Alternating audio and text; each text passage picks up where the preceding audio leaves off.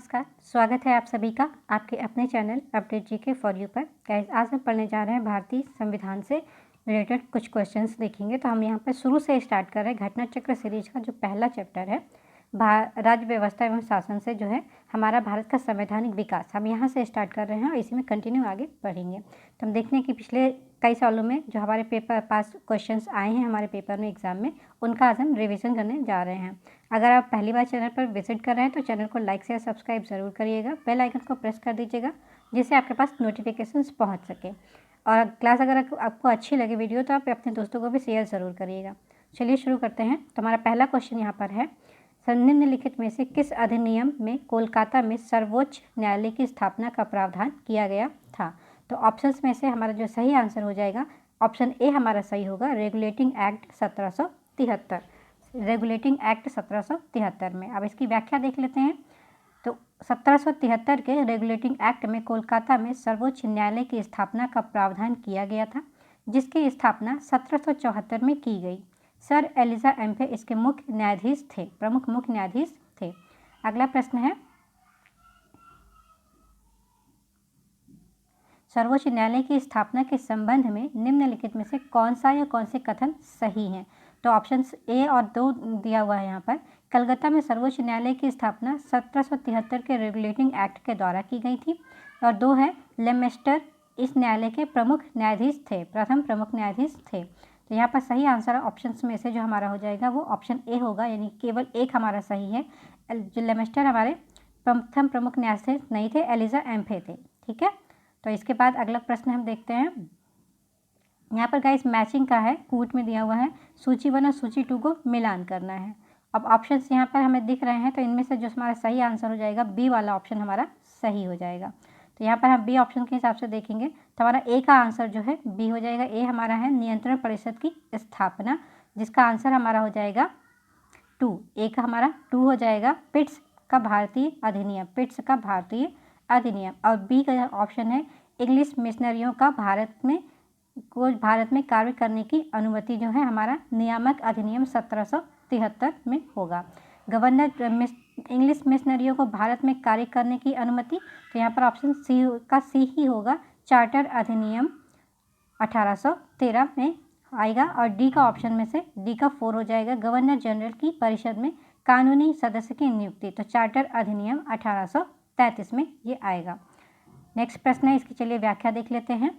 नियामक अधिनियम regulating act 1773, सर्वोच्च न्यायालय की स्थापना, पिट्स का भारतीय अधिनियम 1784, नियंत्रण परिषद की स्थापना, चार्टर अधिनियम 1813, इंग्लिश मिशनरियों को भारत में कार्य करने की अनुमति तथा चार्टर अधिनियम 1813 गवर्नर जनरल की परिषद में नियुक्त कानूनी सदस्य की नियुक्ति से संबंधित है। नेक्स्ट प्रश्न है, निम्नलिखित में से किसने या किन से भारत में अंग्रेजी शिक्षा की नींव पड़ी थी? तो किससे पड़ी थी?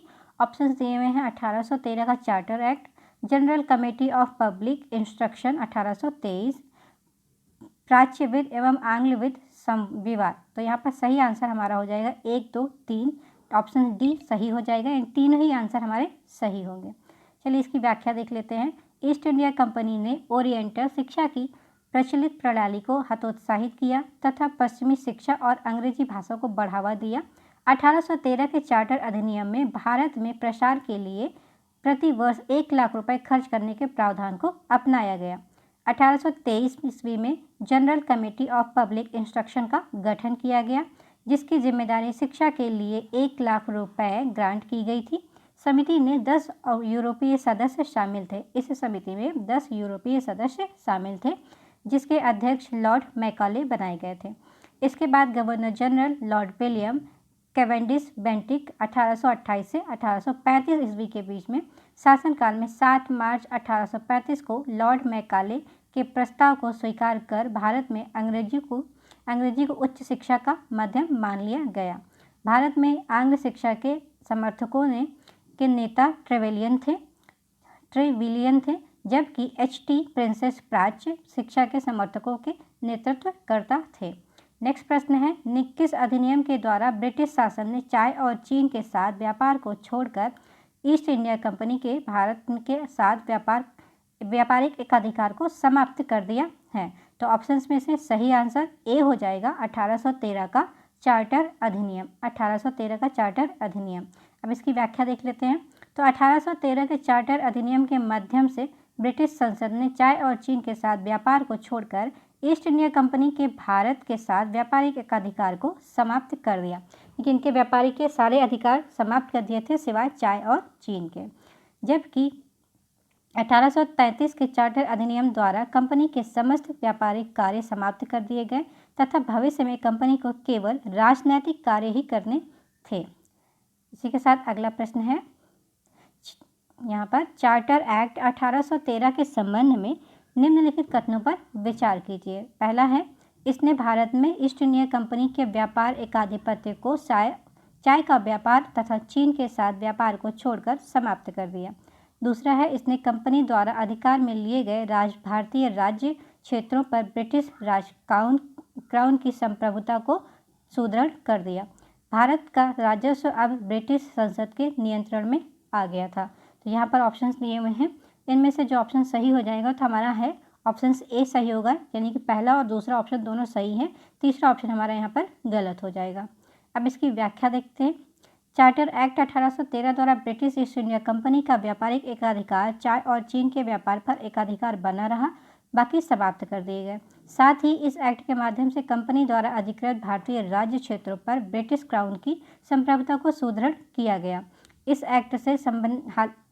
एक्ट से हालांकि कंपनी को आगे 20 वर्षों के लिए इस क्षेत्र का अधिकार और राजस्व सौंपा गया, तथापि यह ब्रिटिश क्राउन की संप्रभुता के प्रतिकूल नहीं होना था। इस प्रकार प्रश्नगत कथन 1 और 2 सही हैं, परंतु कथन 3 सही नहीं है, क्योंकि भारत का राजस्व 1858 ईस्वी के अधिनियम द्वारा ब्रिटिश संसद के सीधे नियंत्रण में लाया गया, जब ब्रिटिश कैबिनेट मंत्री के अधीन सेक्रेटरी ऑफ स्टेट का पद बना तथा विशेषकर राजस्व प्रशासन में उसकी सहायता के लिए काउंसिल ऑफ इंडिया का गठन किया गया था।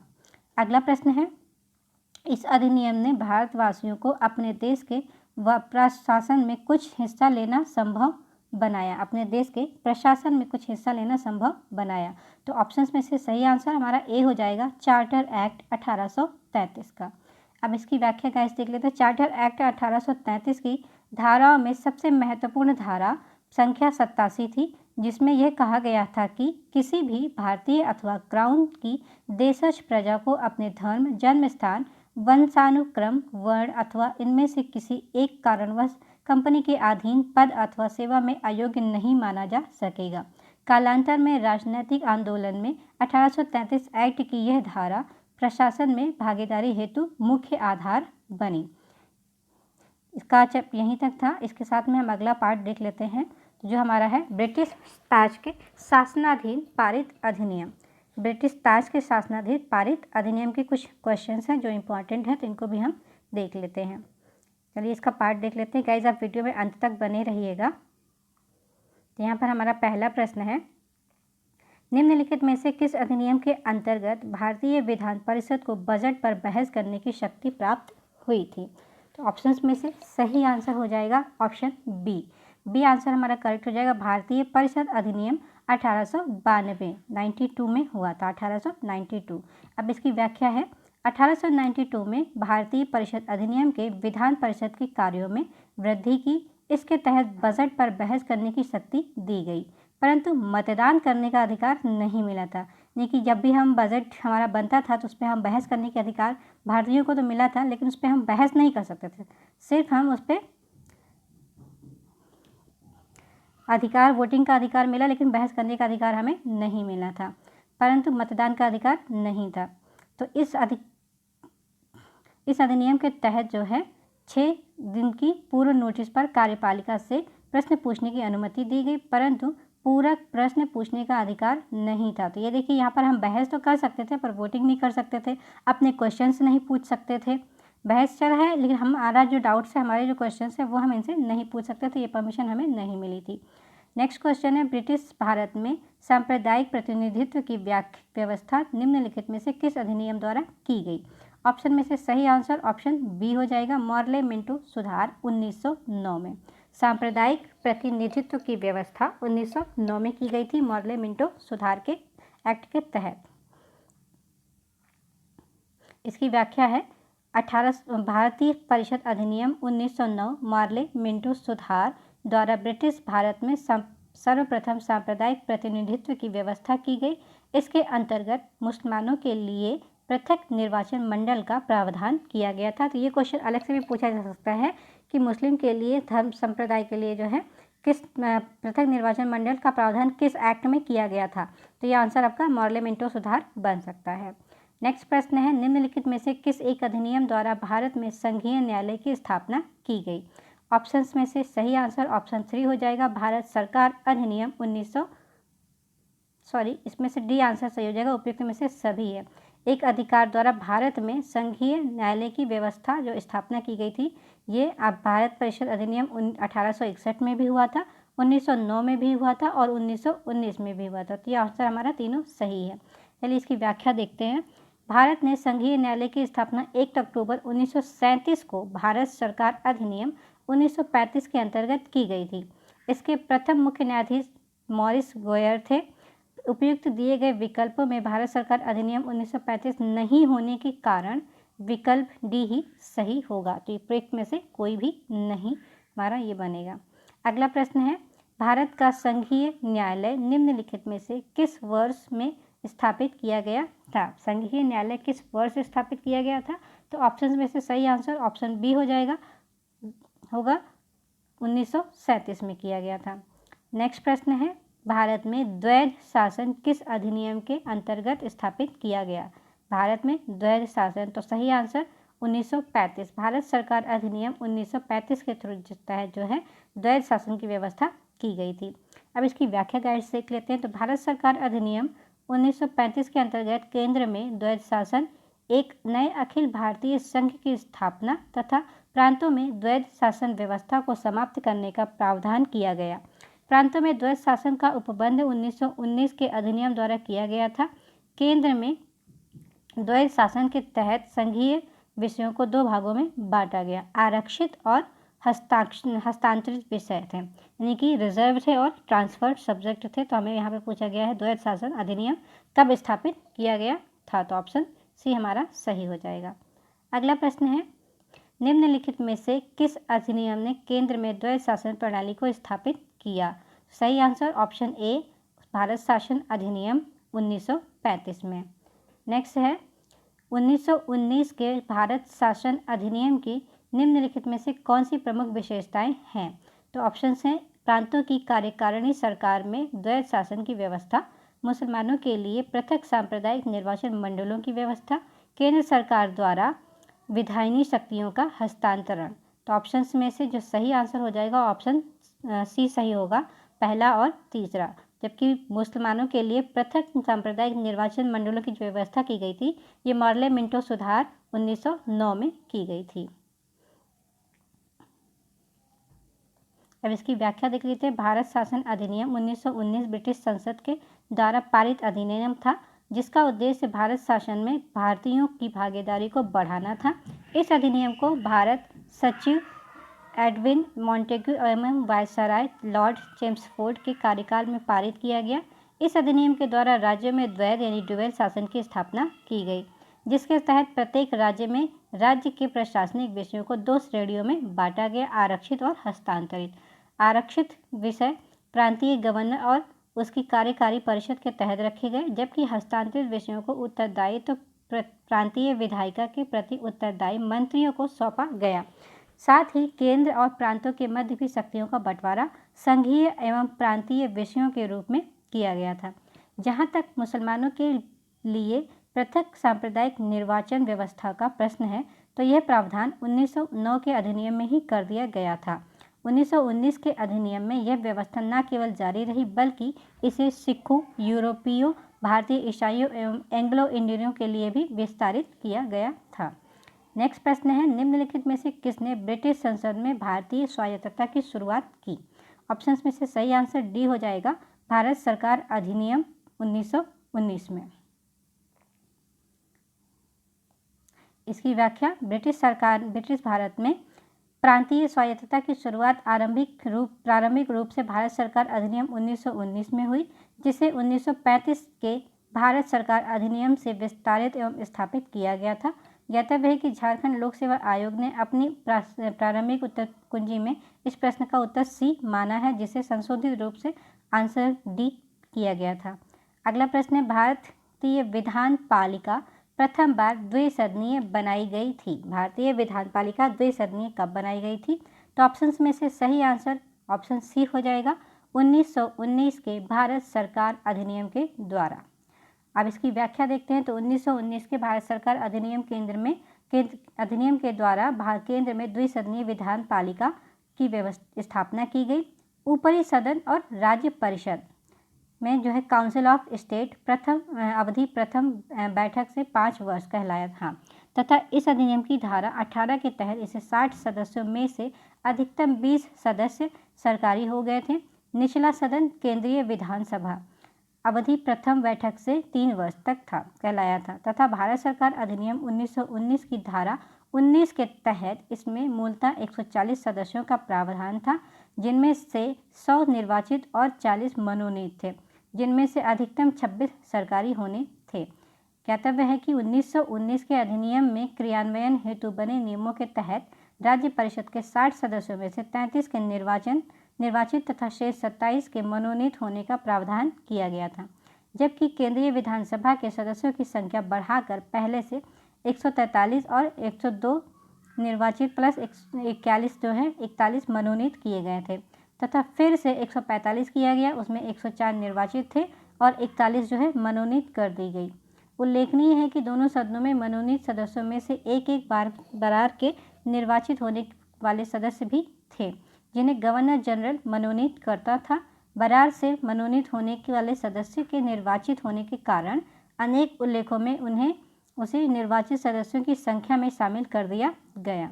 नेक्स्ट प्रश्न है, केंद्र में कौन सा एक्ट द्विसदनीय विधायिका लाया था? तो ऑप्शन सी 1919 का एक्ट लाया था। 11वां क्वेश्चन है, कथनों पर विचार कीजिए।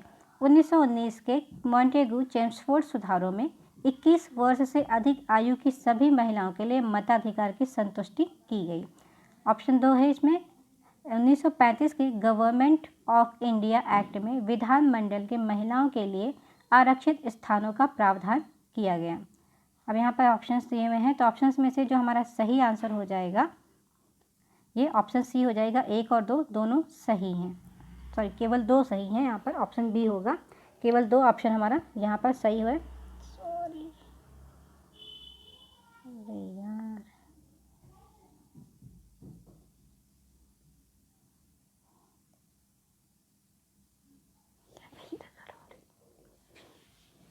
कहाँ चला गया?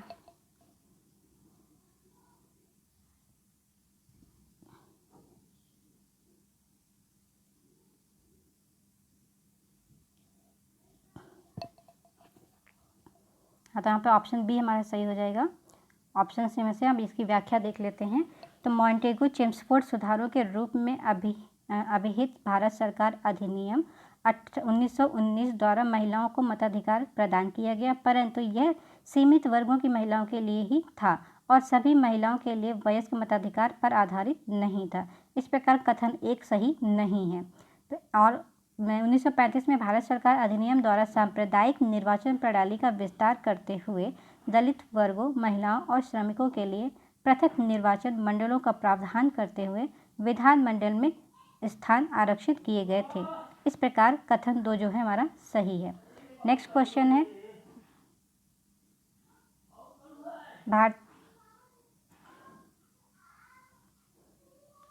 भारतीय सिविल सेवा के संदर्भ में निम्नलिखित कथनों में से कौन सा या कौन से सही हैं?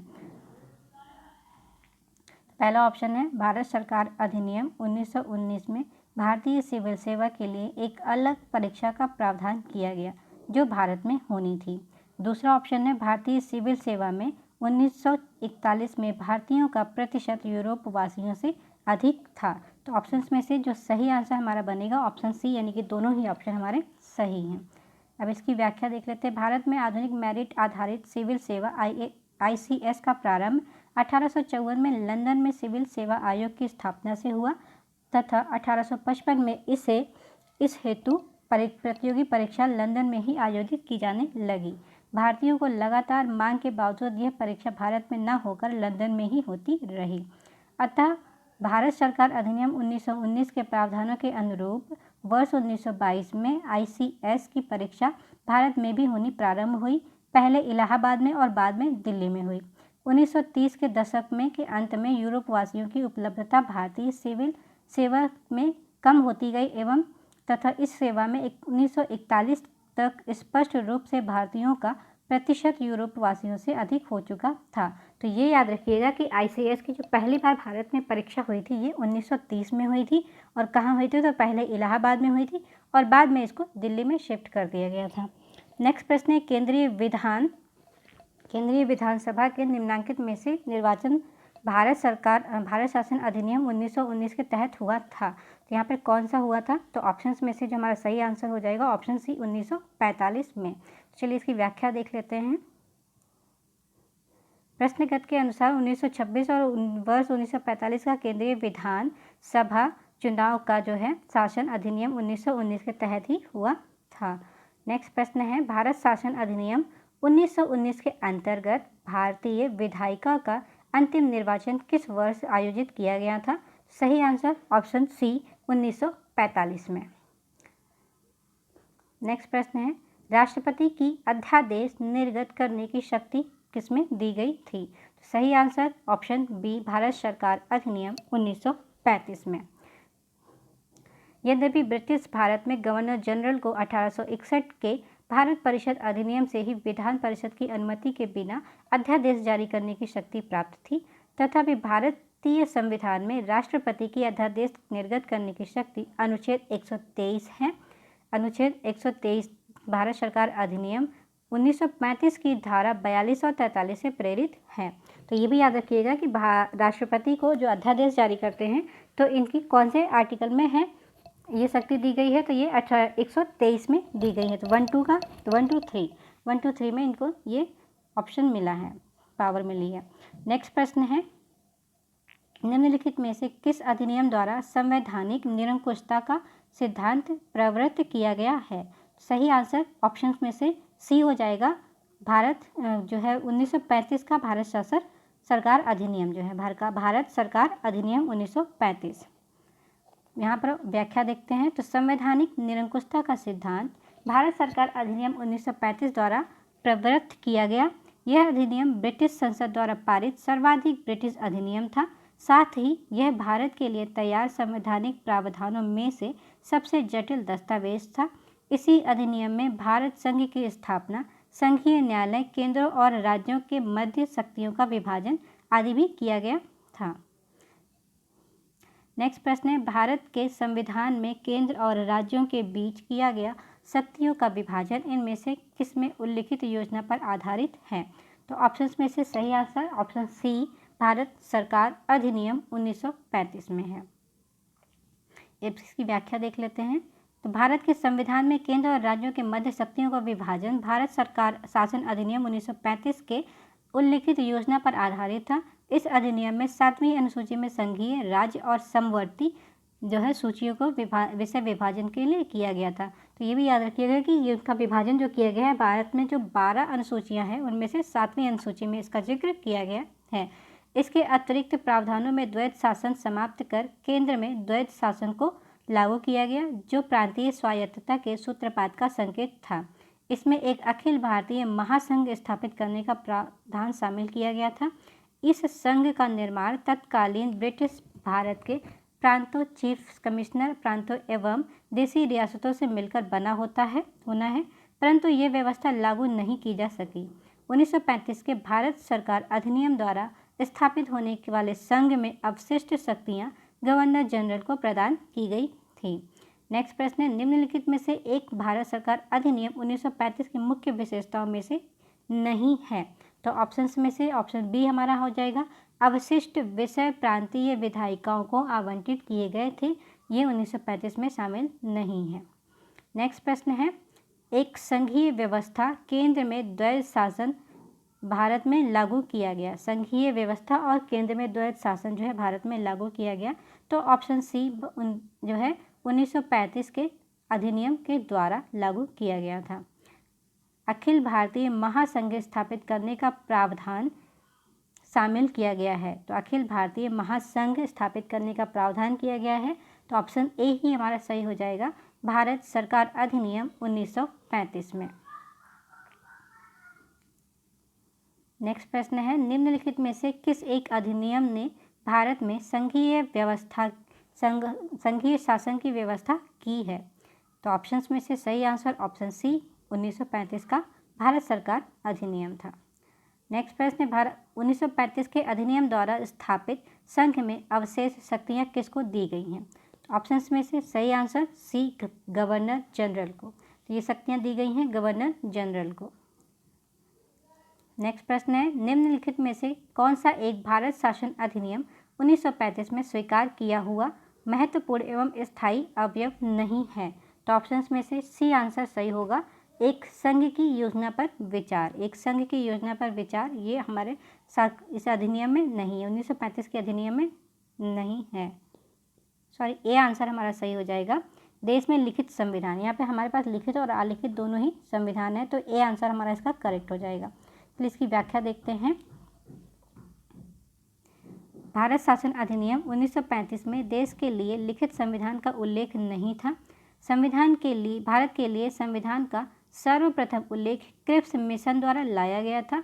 अन्य तीनों विकल्प भारत शासन अधिनियम 1935 में समाहित थे, सिर्फ लिखित संविधान का जिक्र नहीं किया गया था। नेक्स्ट प्रश्न है, 1935 का गवर्नमेंट ऑफ इंडिया एक्ट क्यों महत्वपूर्ण था? गवर्नमेंट ऑफ इंडिया एक्ट क्यों महत्वपूर्ण था? तो ऑप्शंस में से सही आंसर हो जाएगा, यह भारतीय संविधान का प्रमुख स्रोत था। यहाँ से कई सारी चीज़ें ली गई हैं इस एक्ट के तहत। अब इसकी व्याख्या देख लेते हैं, क्यों महत्वपूर्ण था, ये भी है इम्पॉर्टेंट है। तो भारत का वर्तमान संवैधानिक ढांचा बहुत कुछ 1935 के भारत शासन अधिनियम पर आधारित है। इस अधिनियम के मुख्य उपबंध से इस प्रकार हैं। तो पहला है संघात्मक सरकार की स्थापना, केंद्र में द्वैध शासन की स्थापना, प्रांतों में द्वैध शासन के साथ स्थान पर स्वायत्त शासन की स्थापना, द्विसदनीय केंद्रीय विधानमंडल, प्रांतीय शासन व्यवस्था, प्रांतीय विधानमंडल, केंद्रों एवं प्रांतों में शक्तियों का विभाजन तथा फेडरल न्यायालय की स्थापना की आदि है। नेक्स्ट प्रश्न है, निम्नलिखित में से किस अधिनियम के फलस्वरूप वर्मा भारत से अलग हुआ था? तो सही answer option C government of India act 1935 के तहत जो है वर्मा जो है म्यांमार, जिसको आज के टाइम में हम कहते हैं, ये भारत से अलग हुआ था। तो इसकी व्याख्या है निम्नलिखित जो है इसकी व्याख्या सेम यही चीज़ दी हुई है कि यह है गवर्नमेंट ऑफ इंडिया एक्ट 1935 के प्रावधानों के अनुरूप वर्ष 1937 में वर्मा को भारत से अलग किया गया था। तो यहाँ पर गाइस दो क्वेश्चन बनते हैं। अगर आपको से ईयर पूछा जाए कि कौन से ईयर में ये जो है म्यांमार जो है भारत से अलग हुआ था, तो ये 1937 में हुआ था। लेकिन अगर एक्ट पूछा जाए तो 1935 का एक्ट होगा। तो आज के लिए हम इतना ही रखते हैं, कल फिर मिलते हैं एक नए टॉपिक के साथ में। वीडियो कैसी लगी कमेंट करके ज़रूर बताइएगा। अगर अच्छी लगे तो लाइक शेयर सब्सक्राइब ज़रूर करिएगा। वीडियो देखने के लिए धन्यवाद।